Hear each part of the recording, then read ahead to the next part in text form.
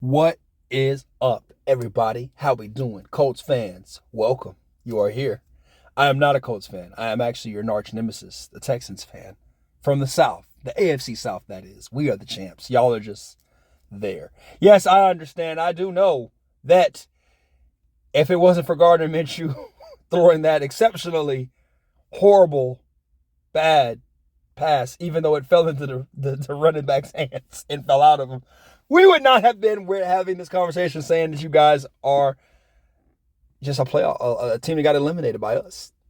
It's so beautiful watching your division rival get eliminated by you. No, all right, all jokes aside, hey man, to be real with you, the Colts are probably one of the most completed teams in the NFL. Their record does not speak for them as they are really, really good. I do think that they're under a team that is underappreciated and underrated in the NFL. I really do believe that. With that being said, adding Anthony Richardson back to that offense. I don't know if you guys watched the first 2 weeks of the NFL with Anthony Richardson. That boy was playing really good. So I really can't wait to see how he comes back with Michael Pittman, Josh Downs, and of course the draft that we're going to talk about here. So with that being said, let's dive in. This is obviously a Colts mock draft with trades. If you haven't checked out the other video with no trades, go check that out. But we're here now. Let's do it. So you guys go from 15 to 18. You trade with the Bengals. You get in return a third round and a fourth round and a fifth round. Just adding depth to the picks that you guys already have, which is cool. So we're going to talk about it. Let's dive in. At number 1 overall, psych. At pick 18, you guys get Brian Thomas Jr. Now, to my Colts fans, a lot of you are going to be like, another receiver, bro? Are you serious right now, fam? Yes, another receiver right now, fam. Yes. I am, oh my gosh, having Josh Downs, watching him play last year, he was a bit of an up and down roller coaster, right? But I think the problem was with Josh Downs was the fact that he didn't have the ultimate quarterback. Now, you're going to be like, where are you going with this, bro? I'm going a lot of places. Adding Brian Thomas Jr. to the other side of Michael Pittman Jr. gives Josh Downs the chance, the free reign to just annihilate cornerbacks in the NFL. Annihilate them. Because you got to double Mike Pittman. You got to double Mike. And Brian Thomas probably going to be big enough to be on the outside where you're going to have to show some type of attention to this guy. Some type of attention to him. So I really do like this pick for y'all. I know that it's a first round. Receivers can go pretty much from 1 to 7 now in this entire draft.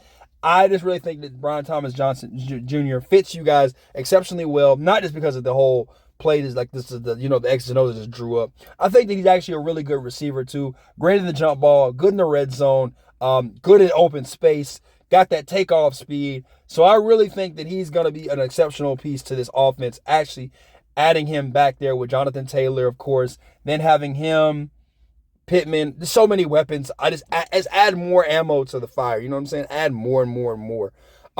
Now, let's go ahead and address what we need to address all the way 100%. Defensive line, we're going to do a double dip there. So we're going to get Chris Braswell out of Alabama, who probably doesn't get enough credit as deserved because obviously Dallas Turner's on the other side. And he is the best edge rusher in this draft. So, Dallas Turner obviously gets all the love. But Braswell does what he's supposed to do. He's a cleanup man. Hey, they giving a double team to my teammate. I got this one-on-one. He takes care of business. And that's what I like about him. Same thing with him in the NFL. I think that if he can get his one-on-one, which he's probably going to get because obviously the first few weeks, they're going to fill him out. And he's going to get his one-on-ones. I think he automatically helps this defensive line out effectively and well right away, especially right there. Then at pick 80, the trade pick, you get somebody like McKinley Johnson out of A&M, who is not only a run stopper, but also really good at getting to the quarterback. When I say he's really good at getting to the quarterback, a lot of pressures this year in the SEC, which is hard to do, obviously, right? But he can do it. He's done it.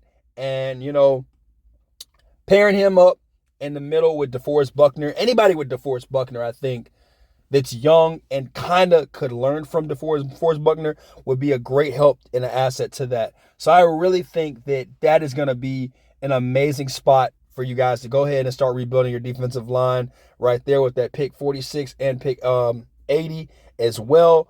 I like that double dip right there. So that way you guys should be good. Another guy that I like too in that spot range, but I think he's going to be off the board because of his great combine, is Braden Frisk. I think he would be a good fit for you guys too on defensive line as well, but I don't think he's going to be there. But I knew for a fact that McKinley Johnson is going to probably land there, which is not a bad pick. Either way, however you want to flip it. Next up at at pick 82, you've got Blake Fisher at tackle. Opposite side of Joe Alt. Obviously, Joe Alt was a madman on the left side. He just does his job on the right. I think as the Colts, you never can have too many good offensive linemen. Quentin Nelson, I like him at guard. So just why not add more offensive linemen? Because the NFL, you got to get better offensive linemen because the way these defensive ends, they're just embarrassing the offensive. Like the offensive line in the entire NFL is just so right now, you know. So it's good to have an extra guy just to have that. But I think he can come in and be an eventual starter. Now, back to the defensive side of the ball. Josh Newton at corner. Yeah, I like him a lot. I think he actually is crazy. His game against Texas, his game against Iowa State, his game against Colorado. Now, oh my God, yeah, Colorado was scoring a lot of points against them. But him against Texas, he actually didn't do bad against Mitchell and Worthy. He didn't really do bad. His problem actually was this guy named Whitington out of Texas. I think it was number 4. I know he's number 4 with locks. He was the problem for Josh Newton. Everybody else was pretty decent. So that was just something to think about with that. But Josh Newton actually is pretty good. I like him there. All right. And then at 118, we've got Eric Estime. Now, a lot of people kind of are in a question about running backs, right? And obviously with the Colts signing, Jonathan Taylor last year kind of through the point, and he kind of did his thing, got hurt, all the X, Y, Z and stuff. And then Zach Moss. I'm sorry, not Zach. Was it Zach Moss? I think it was Zach Moss, right? Yeah, it was Zach Moss, one of those guys. Something like that. Moss, something like that. I can't remember the kid's name. He was running back for y'all for a while, too. That actually was pretty good. I think the Colts have such a good offensive line, even adding Blake Fisher to that, too, as well, is that it doesn't really matter who's running back there for y'all. Now, I know that's a bit of a stretch as a Colts fan, because obviously Jonathan Taylor does make a difference. He does make a difference. He's an exceptionally good running back. But I like Eric Estime because he reminds me of a Jerome Bettis comp. He just will smack your ass and put you on the sideline for the rest of the game. And that's the type of running style that you want, because there's so many little guys in the league now that if you got somebody like 5'11", 225 plus and could really run and just bench press a car, he ain't got no neck. He just running with no neck, bro.